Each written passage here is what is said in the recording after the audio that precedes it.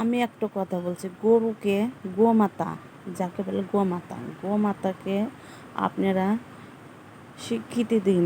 কেননা স্বীকৃতি দিন, গরু যে গোবর হয়, গোবর দিয়ে তো ঘুঁটো তৈরি হয়, জ্বালানি হয়, আর গরুর দুধ হয়।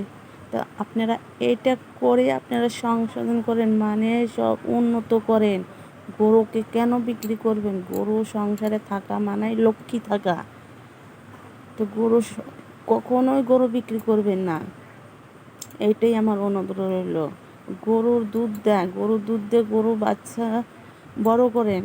গরুর দুধ দিয়ে অনেক আরও শিশুরা বড় হয়, সেটাকে মাই তাকে বড় করে।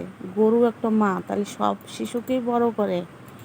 গরু বিক্রি করা কোনো মানেই আসে না। হ্যাঁ, বিক্রি করবেন, তাদের কাছে বিক্রি করবেন যারা চাষি, তাদের কাছে বিক্রি করবেন। যারা লাঙল দিয়ে হাল বায়, গরুকে খাবার দেয়, বিচুলি খাওয়ায়, সব কিছু তাদের কাছে বিক্রি করবে। ওই মুসলিমদের কাছে কখনো গরু বিক্রি করবেন না, ঠিক আছে? ওরা শুধু গরুকে হত্যা করাই জেনে, ওরা ওটা খেয়েই মানুষ হয়েছে, ওরা ওটাই খাবে। ওদের কাছে কখনো ধর্ম হয় না। কেননা ধর্ম হয় না, ওরা কখনো পুজোর পাল চেনে না। পুজো কাকে বলে ওরা সেটা জানে না।